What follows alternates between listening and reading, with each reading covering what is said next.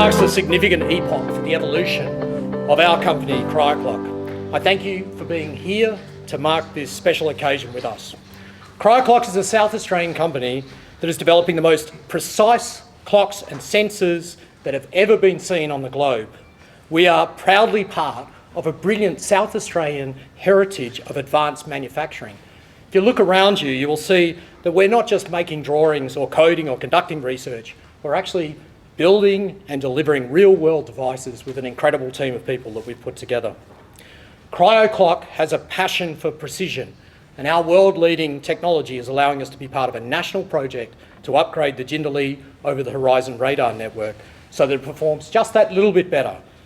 We can see smaller objects further away, and that means that all Australians are that little bit safer. We thank the Minister for Defence, the Honourable Linda Reynolds, who this morning issued a press release recognising the importance of our research and supporting it with a significant investment. This type of federal government support for nascent companies, particularly those in the defence sector, has been instrumental in getting us off the ground. However, this is not the only element that needs to be in place for success. Sadly, all too few great ideas make it to the point where we are creating economic and societal benefits, and importantly, quality and well-paying jobs. One example of this is that only something like 3% of startups ever make it to the point where they pay tax. Now, I never thought I'd be happy to say that I'm paying tax, but you know, Cryoclock has reached that auspicious achievement over the last 2 years, and I am happy, right? So I wanted to understand what the distinctive elements were that decided that our adventure would actually be successful. You know, like many promising high-tech startups, we have great people working for us, we have globally leading technology, and we're ably led by an excellent independent board. But none of that is enough. The key differentiator has been partnership, partnering with all of the key players that I've asked today to talk to you, and we thank all of those partners dearly for their support. The University of Adelaide's created a vibrant incubator of high technology, one of their research institutes called IPAS, and this has been the ideal environment to cultivate the central intellectual property that's been assigned to the company. The university continues to connect us to the great people and expertise that exists across the road, and this is allowing both organisations to achieve more than could be done otherwise. DST Group and CASG identified our technology, supported us to mature it, and then allowed us to demonstrate what it could do in a real-world scenario. BAE also have been terrific partners in allowing us to be part of the JAWN project and for training our staff to contribute effectively to this project of national and lasting importance. Finally, the South Australian Government made key early investments that allowed us to mature our technology and create an effective business plan. Equally important is the creation of this amazing precinct for high-tech development, Lot 14. Thank you, Premier, for creating this space, which is very exciting for our people. Cryoclock's passion for precision has much wider applications, beyond clocks, beyond timekeeping and beyond defence. The next few years will see our precision technology in space, in telecommunications and in supporting critical infrastructure. Thus today, in the presence of such a brilliant audience, I'm going to take the opportunity to launch our sister entity, Quantex Labs. Quantex Labs is going to do something different. It's going to develop quantum and precision sensors that have both defence and civilian applications, and you'll be glad to hear that the first funding for Quantex from the Australian Army is already flowing through the door. With that, I'd like to call on Anton Middelberg, who's the Deputy Vice-Chancellor of Research at the University of Adelaide, and I'm hoping you can say a few words from the university's perspective. Thank you, Andre.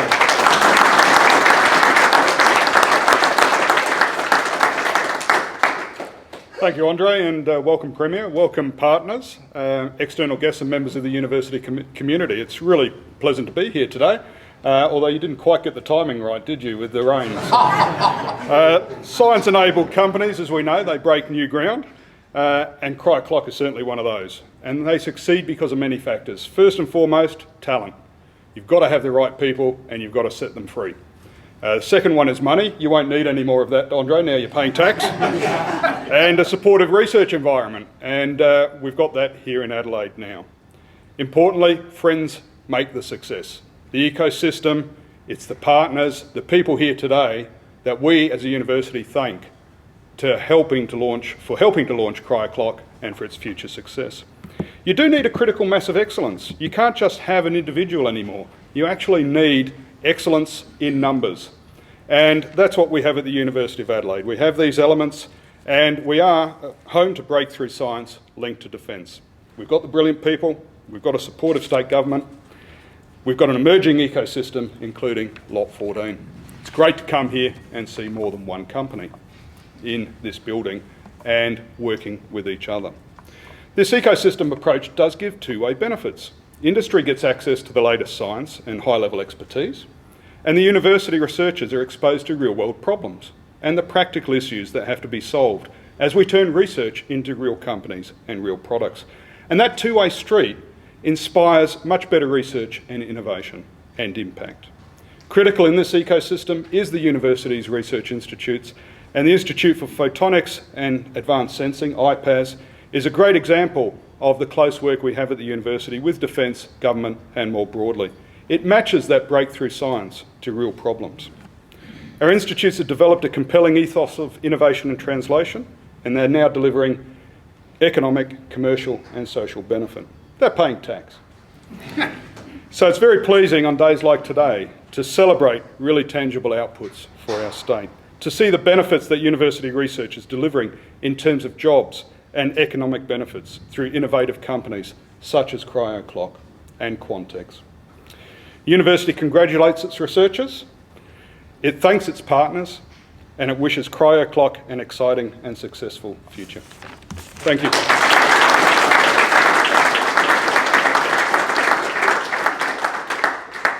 I'd like to call on our second important partner, represented here by Steve Winders, the Director of Battlespace Integrated Solutions, and perhaps you could say a few words from BAE's perspective. I'd also like to acknowledge the traditional owners of the land on which we stand today, the Kaurna people, an acknowledgement to the Honourable Stephen Marshall, Premier of South Australia. It really is an absolute pleasure to be here today, and I'd like to thank the Cryoclock team, particularly you, Andre, Martin, Sarah, and also the team from the University of Adelaide for inviting BAE Systems Australia to participate at today's event. Supporting Australian industry, and in particular supporting leading edge Australian technologies, is hugely important to us at BAE Systems Australia. We're really proud to be partnering with Cryoclock. We're harnessing BAE's defence engineering expertise to support Andre's team to develop their world-leading technology into a product that further enhances Australia's global leadership in HF radar technology and the Jindalee Over-the-Horizon Radar Network, JORN.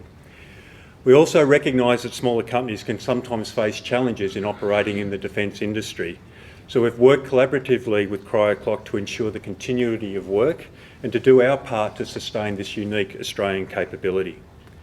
The Sapphire Clock's not only going to provide high-tech jobs and growth in the Australian economy, but will also help protect our nation as it becomes part of JORN.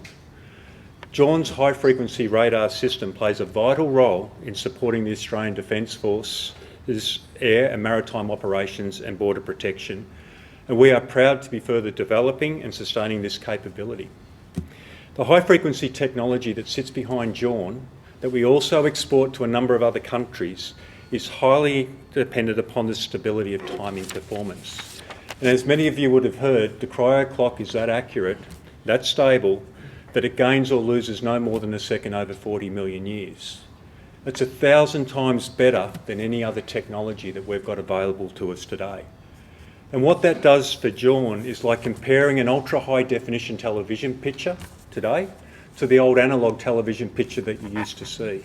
And that clarity that it brings to JORN delivers an improvement in JORN's ability to detect objects in a wider range of air and sea conditions around Australia's borders. This innovation is a fantastic example of what academia, government and industry can achieve together. So congratulations, Andre, and to your Cryoclock team on your move here to Lot 14 at the South Australian Tech Incubator. South Australia can be very proud of the research and development that we do here locally to contribute to Australia. We're looking forward to the Sapphire Clock playing a role that will help keep all Australians a little bit safer and create future skills and jobs for generations to come.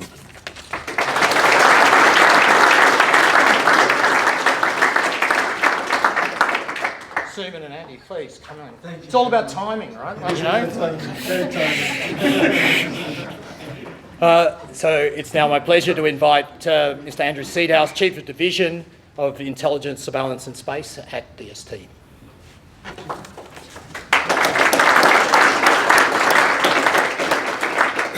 Thank you very much, Premier, ladies and gentlemen. Thank you very much for inviting me to have a chance to speak. Yes, I'm from DSTG, the Science and ST branch of Defence, but I have other colleagues here today as well from CASG and from the RAF, and we're one team here, so I'm going to try and speak on behalf of them. So it is dangerous what I'm going to say, you won't be able to hear. So I'll do that. A little bit of context first for Defence. Our role, and one of the things we do, is to continually look at the capability that Defence has and keep on pushing it, keep making it better. And then we have a reason for doing that, because we're in a race. The world is getting quite dangerous and contested for us, and we need to push those boundaries continually. And what we're celebrating today is actually part of that race. Now, for that battle space we're in, time is important. It's not that. And because it's a part of our ability to know where and when things are, and that's critical to all of the missions that we undertake. So that in itself as well enables us then to build better sensors, such as radar, and you see where I'm segueing in here, but also satellite systems are very dependent upon timing systems as well.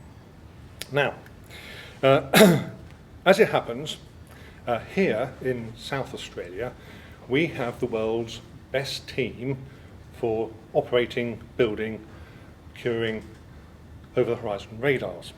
That team is made up of a number of organisations. University of Adelaide is in there, so is BA Systems, and so is the Greater Defence team. Now, I'm not just blowing a trumpet and making that up. That's a peer-reviewed fact. I work with colleagues of my own in intelligence and surveillance overseas, and we have independent peer reviewing, and they tell me that. And we should be very proud of the fact that this is a #1 team in the world. So we have the A team. Okay.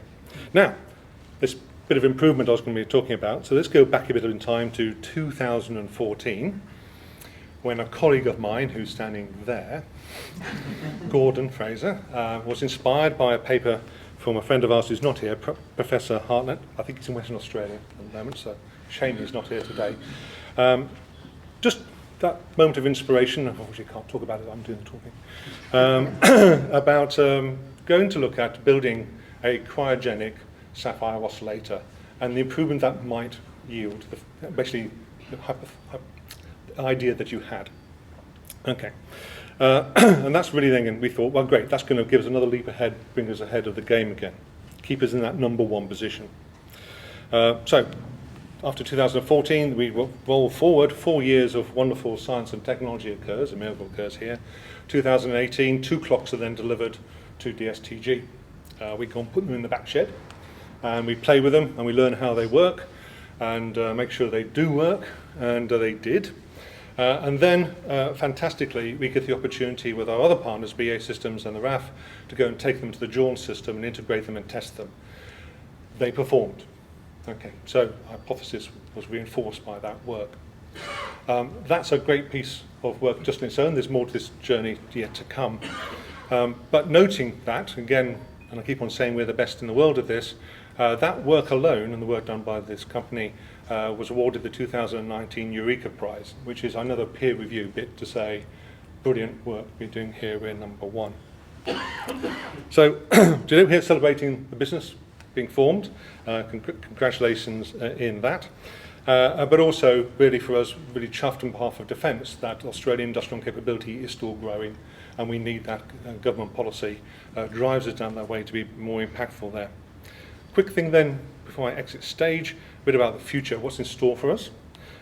We are working with Cryoclock and BA Systems to transition this into operational system. That's got a lot of work, and BA Systems have got their nose down to do that. It's got a lot of other bits of systems in the radar need to be modified to make that work, but we are really confident this will make a big difference to that radar. In addition to that, we have SmartSat CRC folks here, and they are working with the Adelaide Uni and Cryoclock on some work on satellite timing systems, and we're looking forward to that and reading that into our new strategy on space. And also in the defence strategy, we have a thing called Starshots, and we have precision navigation and timing Starshot, and I know that you've been approached to work with us on that program. So the future's looking bright in terms of those things. So, to Cryoclock, well done, good luck for the future, and most importantly, welcome to the A-Team. I think you can all see the advantage of having great partners. The cheque will be in the mail. It's now my great pleasure to call on the Honourable Stephen Marshall, Premier of South Australia, and hoping that you might say a few words on what occurs to you from today. Thanks very much, Andre. Well, good afternoon, everybody. I too would like to acknowledge that this afternoon we're meeting on the traditional lands of the Kaurna people, and that we acknowledge their ongoing spiritual relationship with this precious land. And like the Prime Minister, I would like to acknowledge all of those veteran and serving members of the Australian Defence Force, and we really thank them for their service to our nation. Can I acknowledge the Deputy Vice-Chancellor of Research of the Adelaide University, Professor Anton Middleberg, Andrew Fletcher, the Chair of this fantastic company.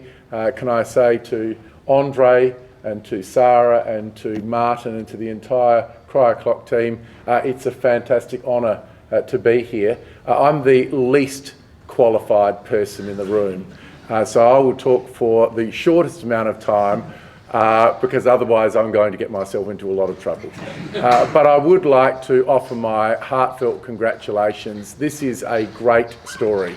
It is really a great story because, as Anton said, there are a lot of smart people about, but getting that smart idea through to commercialisation and then ultimately making a profit, and thank you very much, paying tax, is a precarious process, and it does require partners, and I'm so pleased that you have been able to be one of those partners, the University of Adelaide, to recognise the talent, support the startup and launch it, and to the customers, to Steve Wind, to Chris Keane, to the whole team at BAE, to Andrew from the DST group, Rod Hislop from CASG here, and I know that I speak on behalf of Linda Reynolds when I offer my heartfelt congratulations to this fantastic organisation.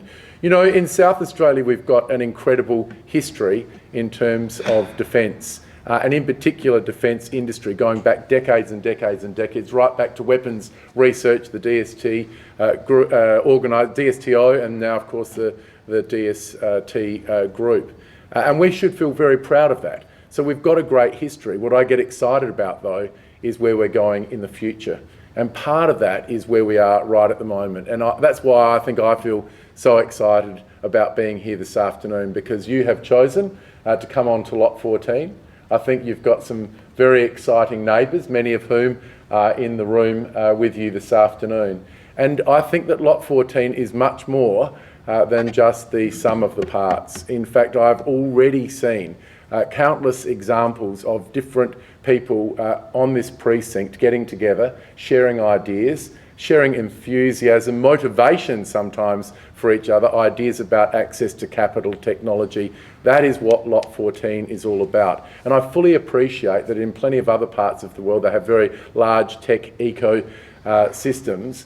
Ours isn't as large as the largest in the country or the largest in the world, but I think this is unique to have a precinct with some extraordinarily talented people bumping into each other, access to research, and importantly, a supportive government at the state level and at the federal level.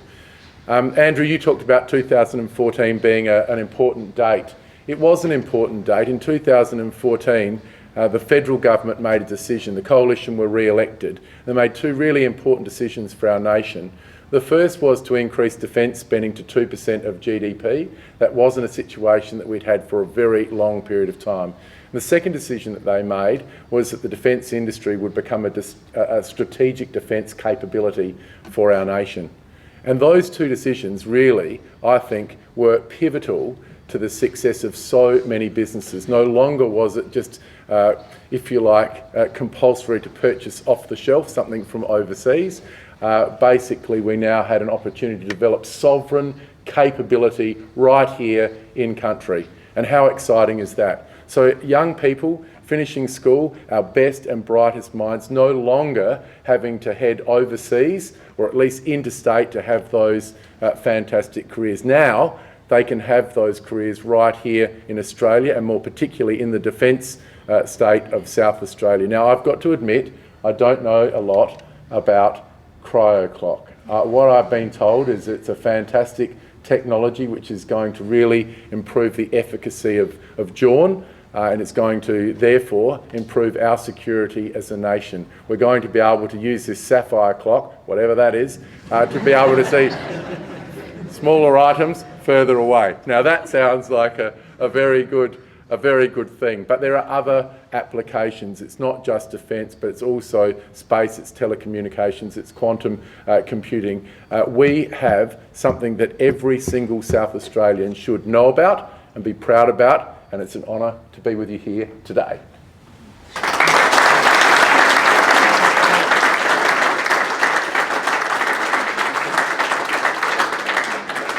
So we now approach the very exciting point where we're going to start the clock for the launch of the company, and the Premier's going to have the honour of pressing the red button, which I hope nobody else has pressed. Because it's very hard to resist. Before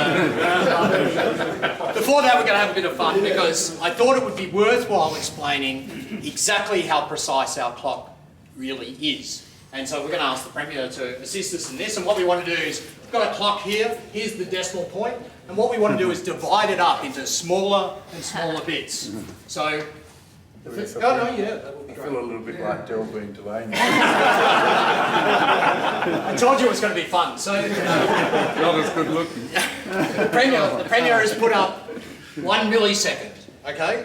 And 1 millisecond is about the accuracy of clocks they use at the Olympics or for timing Formula 1 cars. It also turns out to be about the time that a honeybee's wing takes to flap. So that's 1 millisecond, right? Dividing it up. Now let's divide that by another 1,000 times. So here we are, 1 microsecond, 0.0000 down to 1 millionth of a second. And that's about the speed of the fastest camera flash. We're going to divide... I don't know if you're going to get a job as Delvine Delaney. Well, you're Tony Barber.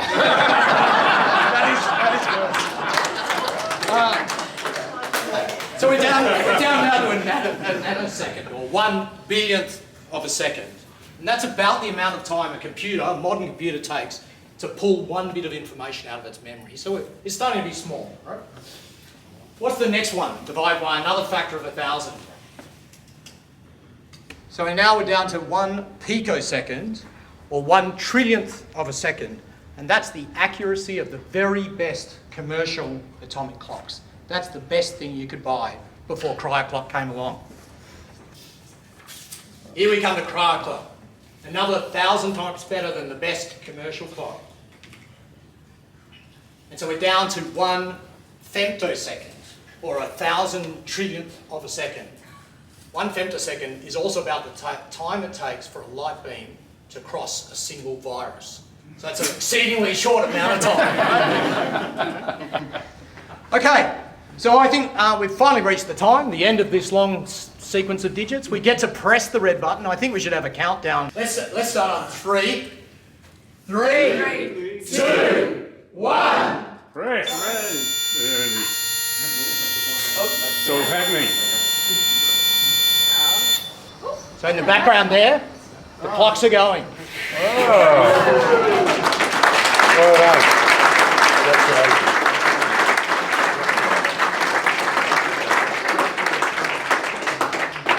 So today, Cryoclock's technologies are revolutionising Australia's defence systems, but we don't have, our ambition is not limited to just that. You know, we want to build a company that's where our products are being used across the globe. Thanks for being here today, where we've started the clock for the launch of this amazing company. And I thank you all for your role in making this possible. I welcome you to take some refreshments and enjoy yourselves in a COVID-safe way. Thank you very much.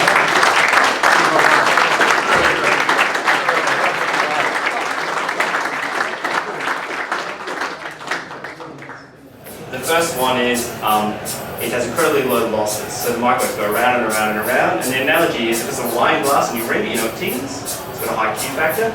It'd be the equivalent of hitting a wine glass that it rings for about 2 weeks. But the losses are that low. And the other amazing feature is when you cool something down, it sort of physically shrinks. And then in the sapphire, there's another amazing property where it sort of looks like it gets bigger to the microwaves. So there's a particular temperature where those two things perfectly cancel each other out. And so basically, so it means that as you change the size of it and the temperature, the frequency that pops out of it doesn't change. So yeah, it's an incredibly high Q system, Q factor of about 2 bit. It creates about 10 different frequencies, starting at 10.6 gigahertz, which is the sort of fundamental frequency this crystal creates, and then divides it down lower, 1.6 gig, 1 gig, 160 megahertz, down 10 megahertz, 1 pulse per second.